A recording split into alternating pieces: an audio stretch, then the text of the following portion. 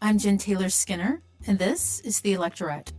My guest today is historian Dr. Keisha Blain, whose new book, titled Without Fear, Black Women and the Making of Human Rights, is a vital chronicle of how Black women have shaped not just the U.S. struggle for civil rights, but the very global framework of human rights. From Ida B. Wells' anti-lynching campaign that essentially shamed America on the world stage, to Madam C.J. Walker's role in the fight for racial equality at the Paris Peace Conference, to Black women radicals connecting civil rights to anti-apartheid and Palestinian struggles. In our conversation, we explore why Black women's fight for human rights has always been expansive, international, and essential to understanding the current political moment. So, without further ado, here is my conversation with Dr. Keisha Blain. Dr. Keisha Blain, thank you for joining me.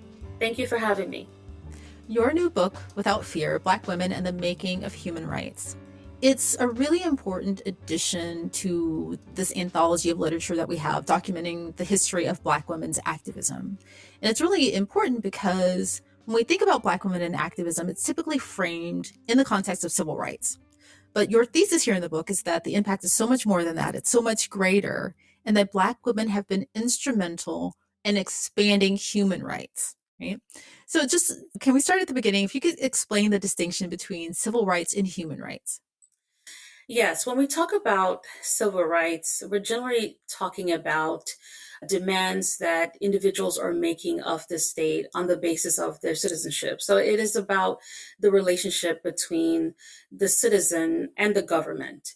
One, within the context of the United States, for example, we talk about protections from the federal government. When we think about civil rights, we think about the history in terms of the passage of the Civil Rights Act or the Voting Rights Act as just a few examples.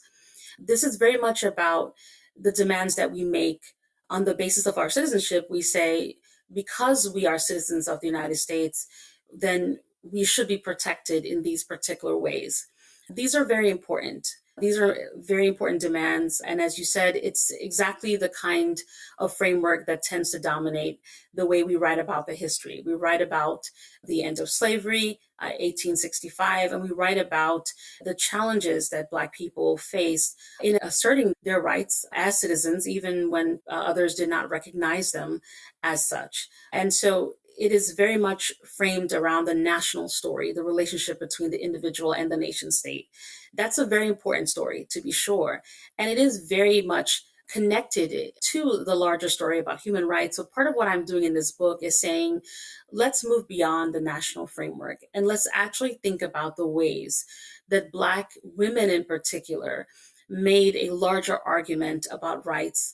And here I'm thinking about human rights best described as God-given rights, rights that each of us are born with simply because we are human. So these are not rights that any particular government or nation may even recognize or may even respect, but it doesn't matter so much what they see or respect or recognize. What matters is that because we are living and breathing, we are owed certain rights and protections. And in fact, these are rights that are timeless. These are rights that are not limited in terms of a nation. These are rights that are equal, which means that it doesn't really matter your race, your ethnicity. It doesn't even matter your citizenship. We have a lot of conversations now about undocumented individuals. What do we owe undocumented individuals? What are the kinds of things we should be doing for them? Some people will argue, well, we don't owe them anything because they're not citizens. And when you focus on the question of human rights, you can't make that statement because you recognize that it doesn't really matter your status. It doesn't matter whether you have legal status in a particular nation or not. What matters is that you are human and you should be protected and you should have access to quality healthcare, as an example. So human rights is very much about divinely inspired protections and guarantees that move far beyond the nation. And I think when you see it through that lens, it really changes the way you talk about Black women's political activism. You certainly think about the national story, but it's really a way to place them within a larger international story and an international history. And that's what I do in this new book, Without Fear.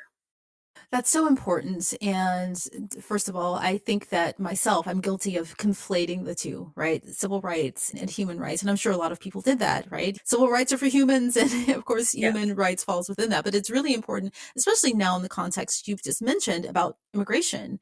And a lot of people have made the argument that if you don't have citizenship in this country, your rights are discardable. We don't have to acknowledge your rights as a human, right? So that's really important that this book is coming out now. But one of the things that's really remarkable about the stories of the Black women in this book is that many of them were advocating for human rights before they even secured the civil rights in their own country, before they were even considered citizens in America, before we had the Civil Rights Act, before the Voting Rights Act, right? And one of those women was Ida B. Wells, who was actually born into slavery. If you could talk a little bit about her story and specifically about her anti-lynching campaign and how she came around to defending human rights. Yes, you're absolutely correct. I think when you look at someone like Ida B. Wells, this is a great example of what I try to do in this book, which is to reframe the narrative and even to talk about people who we know quite a bit about. There's so many great books on Ida B. Wells. So this is not a new figure. At the same time, the way we generally talk about Ida B. Wells is to focus on her anti-lynching campaign within the context of the United States. We talk about her efforts to bring attention to the pattern of racial violence that was happening throughout the US South. We certainly talk about her research, her writing as a journalist, the way that she helped point out the hypocrisies around the way people spoke about protections and in the context of citizenship rights. All of that is important. But what's interesting with Ida B. Wells' story is how she took this particular fight on a global scale. I think that's an aspect of her life that we don't tend to focus much on. And I think it's important to focus on. And so she is certainly advocating for rights in the US context. She is, in fact, making an argument that Black people are citizens of the United States and should be protected by the law. She's certainly saying that. But she's not staying there. She's also arguing that the lack of rights that Black people are experiencing in the US, that it's actually a violation of human rights and that it's something that the world needs to be aware of. And so what's important about Ida B. Wells' travels in the late 19th century is that she's traveling abroad. Specifically, she's going to the United Kingdom, and she's doing so because she wants to raise awareness about what's happening in the US context. She's trying to shame the United States, to put it plainly. And she's trying to shame the United States to say, listen, here you are, pretending to be some beacon of democracy and rights and liberation, and you're presenting yourself to the rest of the world as this powerful nation. All of that is nice, but here's how you're treating Black people. And it's not just how you're treating Black people. What you're actually doing is showing that you have no regard when it comes to human rights, to the rights that we all should have on the basis of our humanity. And she makes this argument plainly. She does so through her speeches as she's traveling throughout Europe. She's talking about this, she's writing about this, and she's trying to, in some ways, move the argument much further beyond the nation state so that it becomes viewed as a global crisis. And her hope is that if people see it as such, they will be compelled to help. And many people are moved by this. I talk about in the book individuals who hear Ida B. Wells speak in various churches, for example, in places like London, Liverpool. They hear her talk about human rights, they hear her talk about lynchings, and they are moved, deeply moved, and they are now willing to join the effort to bring about changes, not just in the US context, but on a global scale.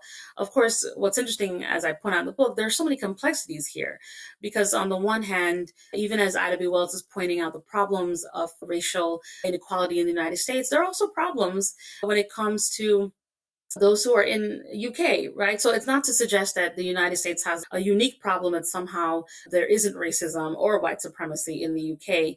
But what happens is I think she helps people realize that this problem is one that is massive, that it's global. And in some ways, it also helps some people look inward. So it's a very moving kind of narrative. As we know, it doesn't mean that the problems go away. She's a strong advocate. She's very persuasive, but the problems persist. But I tell her story as a way to show that long before even the term human rights became a familiar one in our daily lexicon, it was already I think, at the forefront of Black women's political activism. And she was in contact with the president at the time, which was President William Kinley. And, Yes. she tried various ways to appeal to him to recognize lynching as a human rights violation, as a human rights issue, and to take it more seriously. And one of the things that she said in a conversation with him that was so poignant to me, she lays it out so clearly and so simply that you really can't ignore how serious and grave the problem is. So she says, nowhere in the civilized world, save the United States of America, do men possessing all civil and political power go out in bands of 50 to 5,000 to hunt down, shoot, hang, or burn to death a single individual, unarmed and absolutely powerless, right? This is what she said to the president, but this was also the case that she was making on the international stage. She was putting the United States on the same footing as atrocities that were happening in Cuba or in other countries where people were recognizing that these countries were violating people's human rights.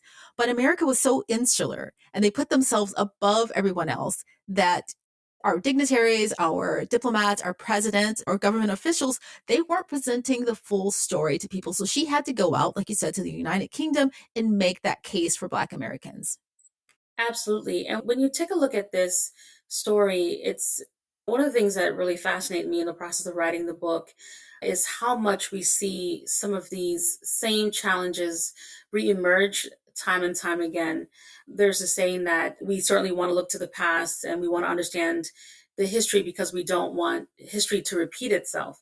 But if we're really paying attention to what's happening here, and you see that in Without Fear, so many of the challenges that Ida B. Wells faces in the 19th century, yet again, by the 1940s, a new group of Black women are also trying to meet with US leaders. They're also trying to make similar arguments and also facing the same kind of resistance and their ideas falling on deaf ears. In the 40s, the same in the 50s, the same in the 60s. I take the story all the way to the 2000s, and I do so intentionally because I need people to understand, yes, there is change over time. I'm not suggesting that things remain static always. I'm trying to demonstrate the ways that we do move forward, but even at times the way we move backwards. And I think that's part of the American story. It's part of the global history that we need to know. And we see someone like Ada B. Wells making the strong argument.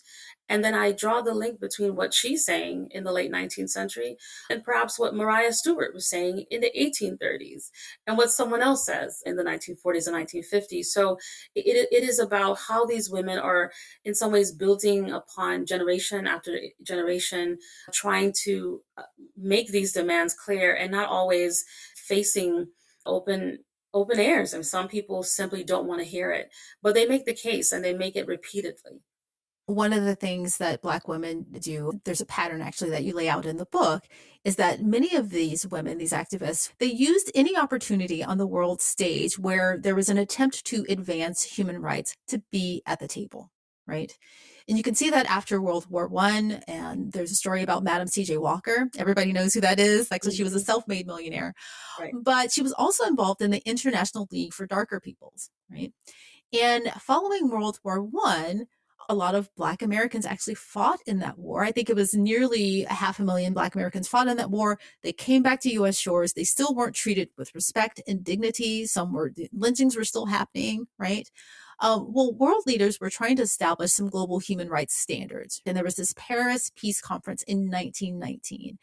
And I know that Madam C.J. Walker and the International League for Darker Peoples were trying to get a seat at the table within these global talks. What actually happened there?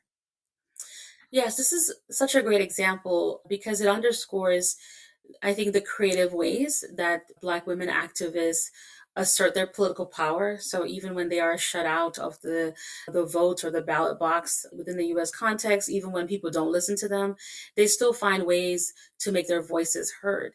And you see that in the case of Madam C.J. Walker, and as you point out, the International League for Darker Peoples.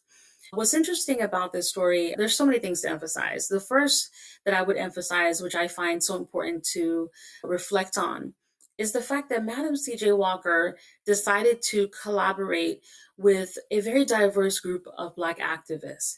That's important to emphasize, just because I think we live in a moment where, oftentimes we can be divided because we have different kinds of perspectives, and it's easy to focus on the differences as opposed to figuring out the ways that we actually do come together, the way that we can, in fact, work together for a common good. And so, in this case, having Black nationalists in the same room as Black socialists, those kinds of conversations, I would imagine, were very interesting to behold. And Madam C.J. Walker brought together a diverse group of activists in her home, of all places, in her living room in 1918 to establish this group, the International League for Darker Peoples. And what happens in this moment is that they all pretty much agree on some very specific terms. So as I said, they have different political perspectives, but they're very clear about what they want in terms of rights and liberation. They're very clear about their vision for human rights. They're clear about what I talk about as their internationalist perspective, meaning the way that they are linking their experiences, their struggles to that of other people of not only of African descent, but other people of color, other marginalized groups across the globe.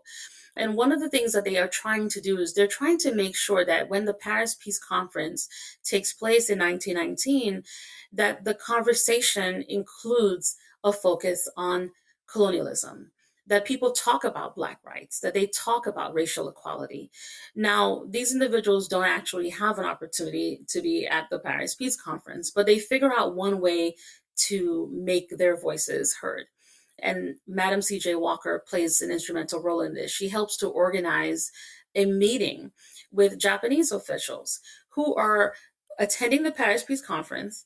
And the idea is that members of the ILDP will pretty much meet with them, talk to them, and encourage them to push for a racial equality clause at the 1919 Paris Peace Conference. So it's a way of getting one's goals through a different kind of means, a creative means. So you're not necessarily able to grab the mic, so to speak, but you know someone who will have the mic, and now you can try to influence them. Now you can try to explain to them what it is, not only what you need, but what they need, and the way in which the experiences and certainly the fates are intertwined when it comes to people of African descent and people of Asian descent in this context. And so Madam C.J. Walker plays a role in establishing this meeting. It's successful. The Japanese delegates then go to the Paris Peace Conference, and they do advocate for a racial equality clause. Things don't pan out the way that they hope, but ultimately I emphasize this as just one example of the creative ways that Black women practice global politics. Even when they are shut out of these rooms, they push their way to the table, and they find ways to make sure that people hear what it is they want to say. Right. This was such a smart move because what you don't mention here, and you can read about this in the book, is that she actually sends flowers to a member, I think, of the Yeah. delegation, right? Just to kind of soften him up. Mhm. And they did represent it by proxy. They were representing Right. Black Americans by Right. proxy at this meeting. And it just dawned on me when you were saying that America was in such a unique position. Black Americans were in such a unique position in that other countries, when they were at the table to expand human rights, to talk about peace, they were representative of their populations. When Americans are at that table, they are only representing a certain percentage of Americans. There are millions and millions of Black people in America that did not have a seat at the table. So whenever anyone, anywhere in the world, were trying to establish these peace talks, Black Americans were invisible. So they had to find these creative diplomatic ways to get a seat at the table.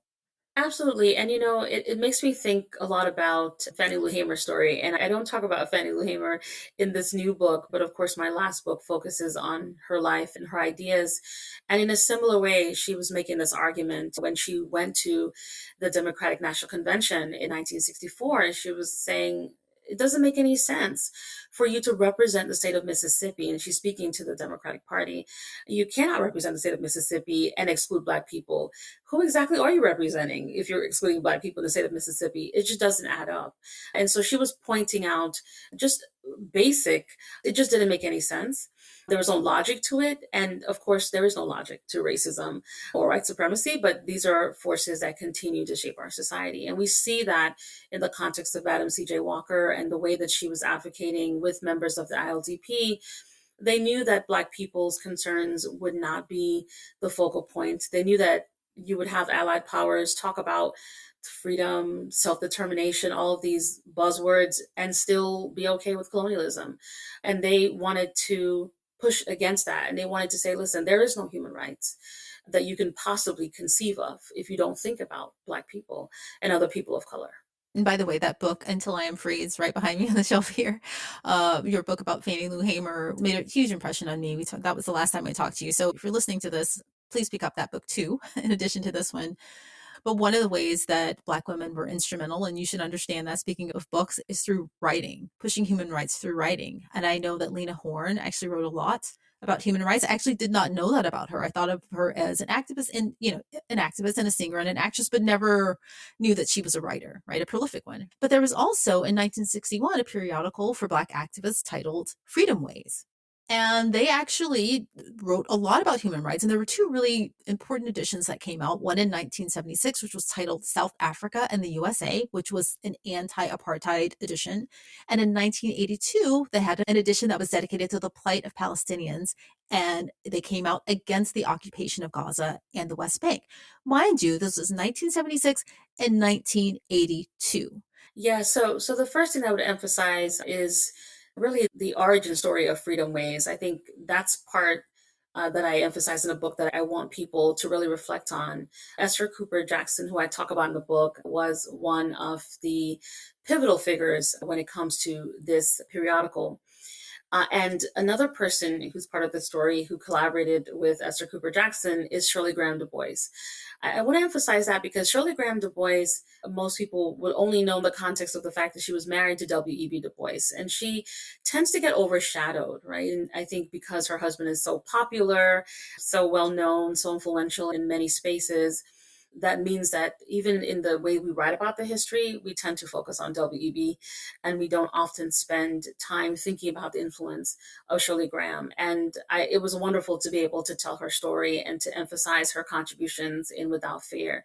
So she joins forces with Esther Cooper Jackson and several others. It's important to recognize that we're talking about a core group of Black women radicals, Black women who were taking very bold revolutionary positions at a time where it was simply dangerous to do so. And granted, there are still challenges with holding these positions today. But I think even if you think about just the government surveillance as an example, the way that many of the activists were arrested, the way that they were barred from traveling abroad, these women experienced all of it. And yet they continued to do the work that mattered most to them. And so they came together to establish this paper called Freedom Ways. And part of why I chose to focus on this is because I wanted to capture, I mentioned earlier, just the diversity among Black activists and intellectuals. That's a very important part of the book that I tried to pull through, because part of what I'm trying to say is that even as we're talking about human rights as a concept, even as we're talking about various political and social movements tied to human rights, it's important to realize that everyone saw things in different ways. They approached the work in different ways. They utilized different strategies, but it all came together in this powerful story. And so you see that the way that radical Black women decided to use pen and paper to ultimately advocate strongly for human rights. Very similar to, you mentioned Lena Horne, very similar even to some of the Black club women who I write about in the context of the late 19th and early 20th century, using newspapers. The Black press plays a prominent role in this story because it becomes a way to circulate these ideas. Granted, the government, certainly federal agencies, tried to block access to many of these newspapers, but people still got their hands on them. And the two issues that you mentioned were very important because on the one hand, it really speaks, I think, to just the ongoing challenges when it comes to thinking about drawing connections between the national and the global. What these women were doing, they were saying, listen, we can certainly talk about the civil rights movement, and we will talk about what's happening in the South. We will talk about racism. We will talk about racial violence. We will talk about segregation, but we'll do so in a way that also draws the connection to apartheid in South Africa. We'll talk about human rights, and we're also going to talk about Palestinian rights. And so they used the paper as a way to actually show the links, to demonstrate the way that it was impossible to think about human rights and only focus on either the local or the national context. And one of the things that they emphasized that they were against was the US complicity Right. in these regions, right? Which mirrors what we're seeing today. And I think one thread that you'll find throughout the book, I think specifically for these women who were involved in Freedom Ways, or the women that we've talked about, is that they were often working outside of the system. They weren't officially within the system. They didn't hold government roles. And to speak out against the US government was risky. But there's one story that isn't in the book that I don't know if people know about this. Around the same time, Representative Maxine Waters, before she was a congressperson, she was very involved and a huge player in the anti-apartheid movement within the US. She pushed for sanctions. She advocated for a divestment. She came out publicly against Reagan's stance on apartheid, right? I think she actually may have been a councilwoman at the time, so she wasn't in Congress. And she led protests. And once Nelson Mandela was released, she advocated for justice and democracy in South Africa. So she was working within the system, although she wasn't a congressperson at the time. But this is also something that you see when we don't have official power, we find ways to use power. And when we do sometimes have official power, we find ways to use the little power that we have. Absolutely. And the other thing, too, that I reflect on so much in my writing and research is just the way that Black women are always advocating, they never focus solely on themselves, never do. They're always thinking about ways to make the world better for everyone.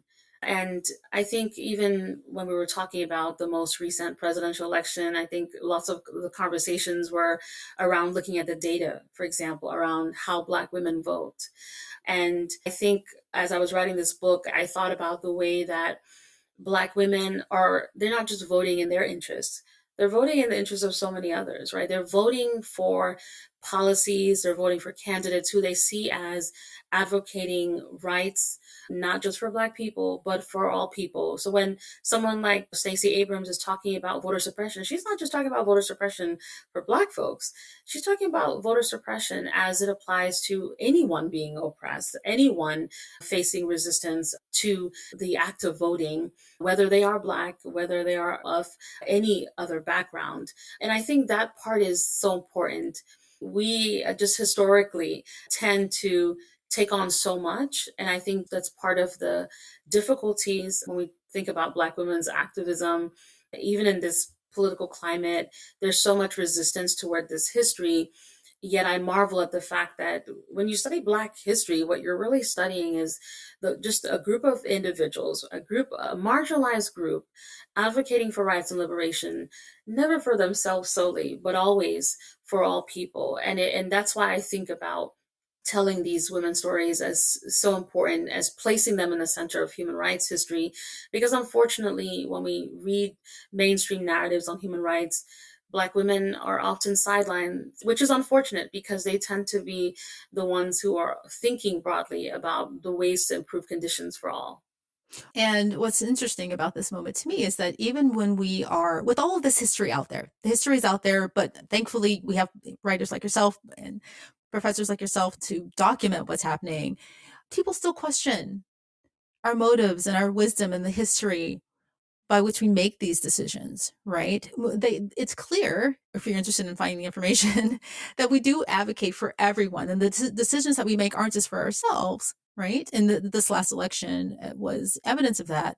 But I'm curious as to what you think about the role of Black women today, right? Because you have this narrative that's going around. This is Black women are resting. And I know what I think about that, right? Post-election. I'm curious, before I tell you what I think, what you think about this moment.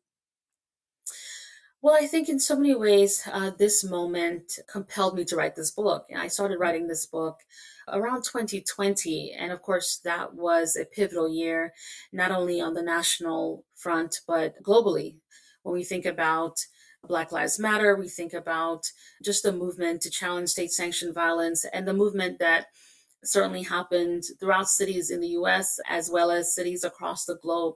One of the things that stood out to me, and I think this is true for so many other people, is the role that Black women played in these efforts. Black women have always been involved in political activism, even when they were not recognized as such. And that's clear if you look at the history. But what's interesting is that in 2020, they were very visible in ways that I think surprised some people.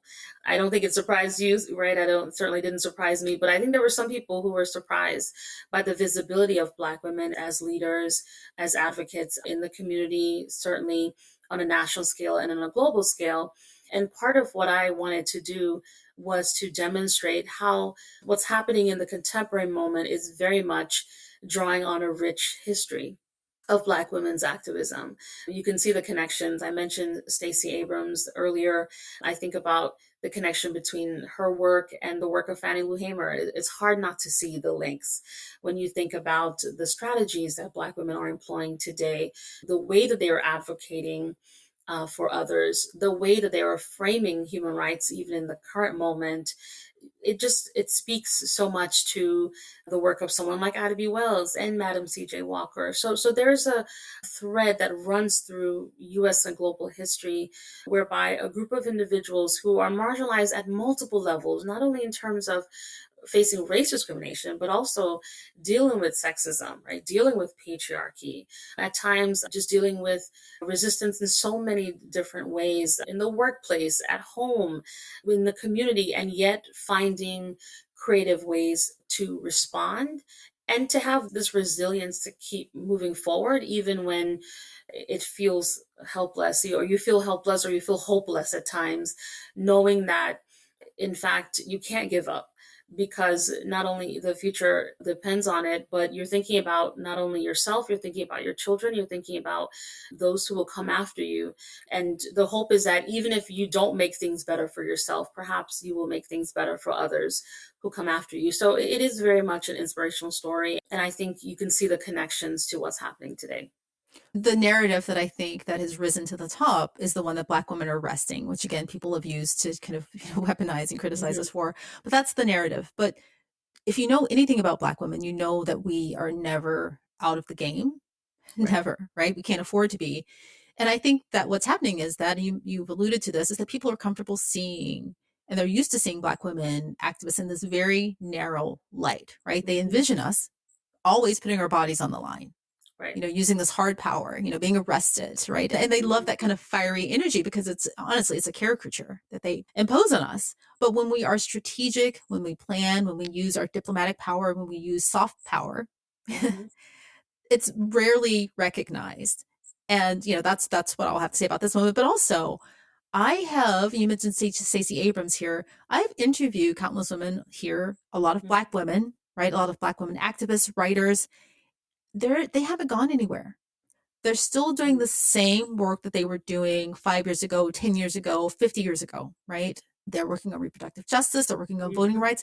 They're still there. If you think that they're actually resting and they've gotten out of the game, you don't know Black women. That's what I'll have to say about that. Absolutely. And I think the developments of the last couple of months, I think for so many people, for so many of us, it was difficult, to say it lightly.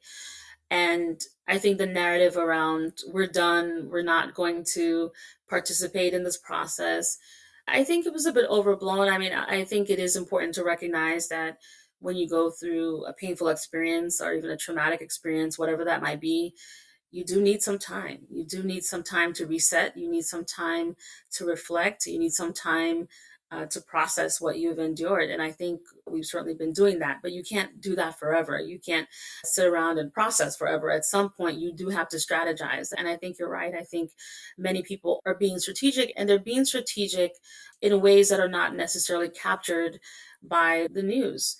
So we don't, of course, we spent so many months, for example, following certain people around. We think about Kamala Harris. There was so much attention on everything that she did every single day of the week. And now we're not focused on everything she does every single day of the week. But to your point, I'm pretty sure she's not resting every day of the week. I'm pretty sure that she's doing much of what she did before in terms of her advocacy, her commitments to this work. But we don't talk about it as much. So it is, I think, yes, there was a moment where people needed to pause, reset, and rest if that was necessary. But we also can't do that forever, especially when we're facing everyday new challenges in our nation, global unrest. It just feels like it's an unending cycle. So we do have to come up with strategies and think creatively about how to respond. And just to use a couple of examples from the book, when Black people were fighting to get a seat at the table or get their voices heard at the UN or at the Paris Peace Conference, right? Or Freedom Ways, that's not breaking news. Those types of power and that activism for human rights isn't going to be covered on the news, right? But it's Yes. equally as important. It's powerful, actually, right? Yes. And it's one of the reasons that I chose to highlight the stories of so many women who are lesser known in the book. And so, just as an example, I talk about this woman by the name of Pearl Sherrod. This is a working poor activist from Detroit, and someone who I really discovered in the process of doing the research several years ago. What's fascinating about Pearl Sherrod is that most people would have never known her name if I hadn't written about her. But what's interesting is her contribution to this history, it's at the local level. This is someone who decided that she wanted to emphasize the connection between the experiences, the challenges that people of African descent were facing. She wanted to draw the connection clearly to the experiences that people of Asian descent were facing. This was the 1930s. So we're talking about a working poor Black woman with limited formal education, seeing Afro-Asian solidarity as a path forward, as a way to combat global white supremacy. And so she's sharing her ideas in the community. To your point of so many of the work that we do tend to be hidden, and that's exactly the case for Pearl Sherrod. She's moving from place to place within communities. And really, the only group of people paying much attention to her at some point when they realize what's happening are the FBI. When they finally realize, oh, there's this Black woman who's going around encouraging people to forge alliances with Japanese activists. What is happening? And now all of a sudden they're paying attention. They're trying to figure out more of what she's doing and what she's trying to accomplish. But to this point, she's not able to influence any policy change necessarily. And for some people, this is not a triumphant story, but I would argue that story is important to know because it gets you to see the way that we can really make a difference within our spheres of influence, in our communities, without having many resources, without knowing many people. I find such inspiration in that.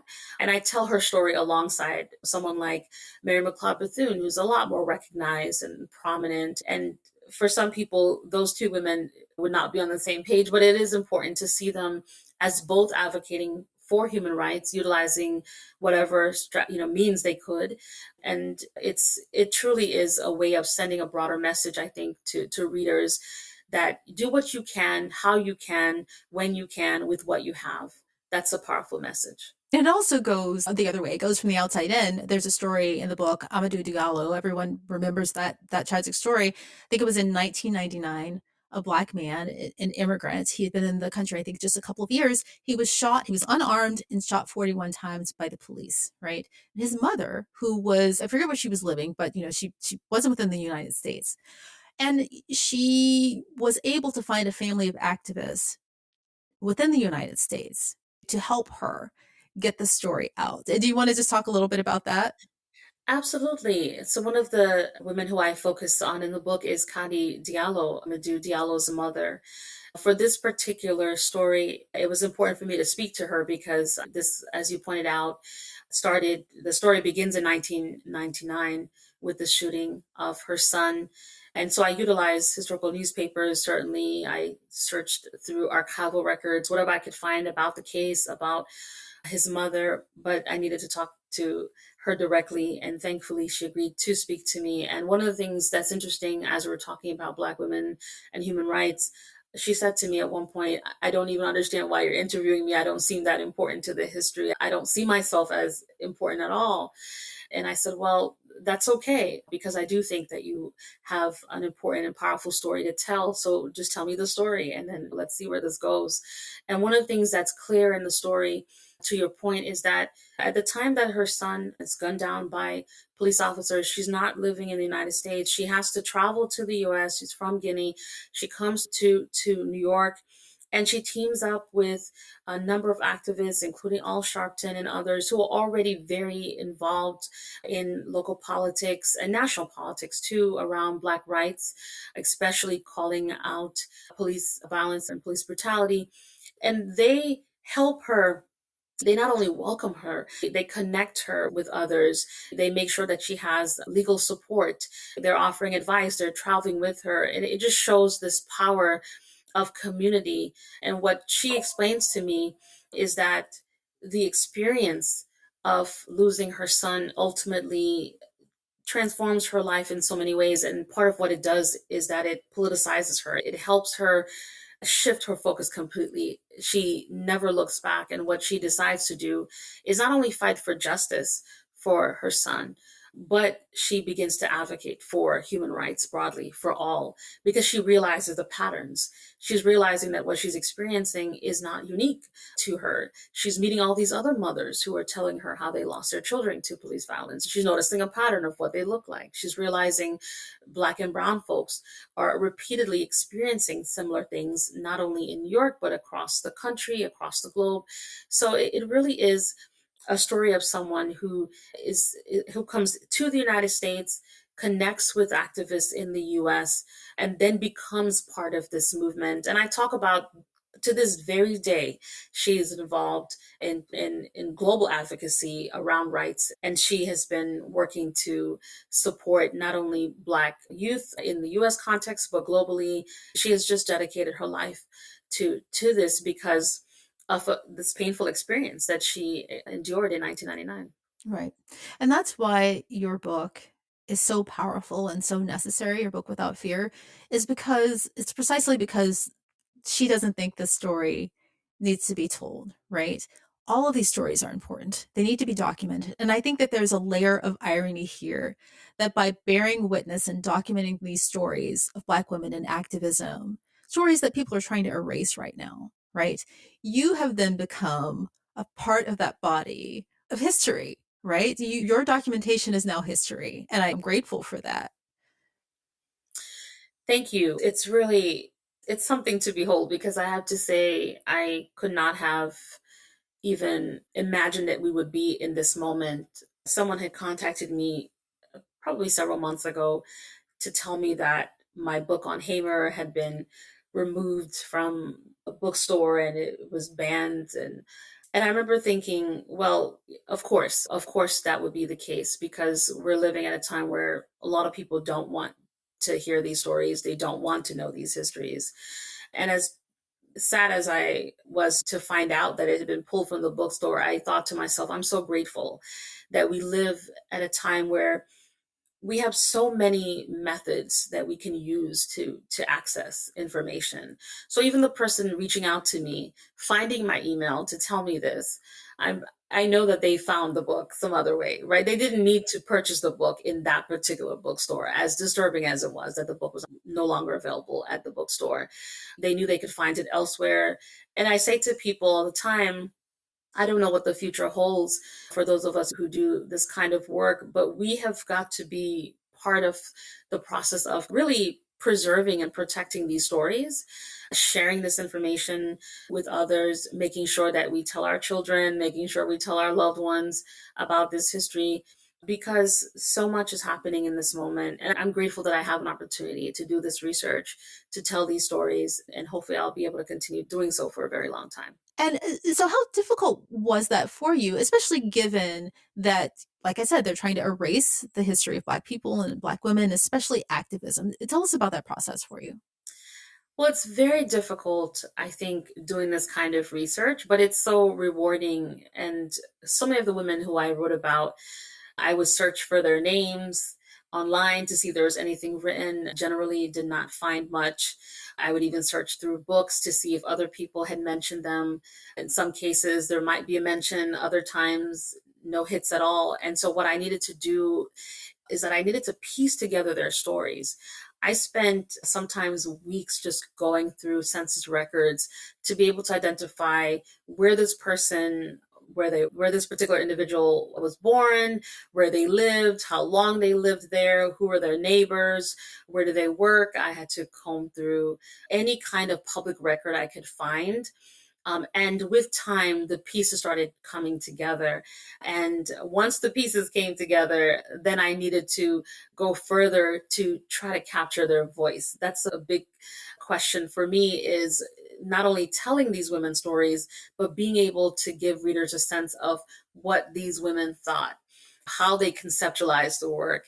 And thankfully, so many of them would write letters to loved ones, or I would find there was one particular case where I was able to capture the voice of one of the women who I write about because she wrote a letter to complain about the difficulties that she was facing finding housing in New York City. So she wrote a letter to an official complaining about the state of housing in New York City. And that was just enough to capture her voice and her vision. And so the research, it was certainly difficult, but I try to use as many sources that I could find, including interviewing people as much as possible, using newspaper articles, using census records. And I think, thankfully, I was able to pull pieces together. And when I couldn't find information, then I was direct about that and honest about what I didn't know and focused on what I did know so that readers could really get a sense of these women's lives and ideas.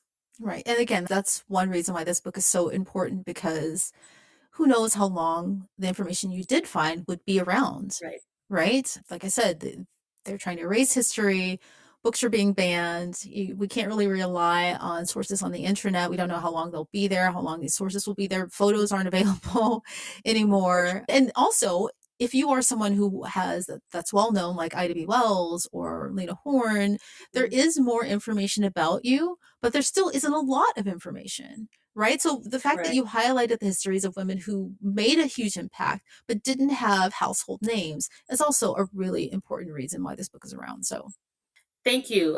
As someone who reviewed my book recently said that each of these women merit a book of their own. And I love that. I really do hope that people read the book and perhaps they're inspired to dig deeper and write a new slate of biographies. I can't possibly write them all. So I welcome others to join the effort. well, I have the banned book right behind me. And actually have two copies because it was that meaningful to me. So everyone read that book and read your latest book, Without Fear. I mean it when I say that these are books that you definitely need to have in your library. They're that important. But, Dr. Keisha Blain, thank you so much for joining me. Thank you. Thank you so much for having me.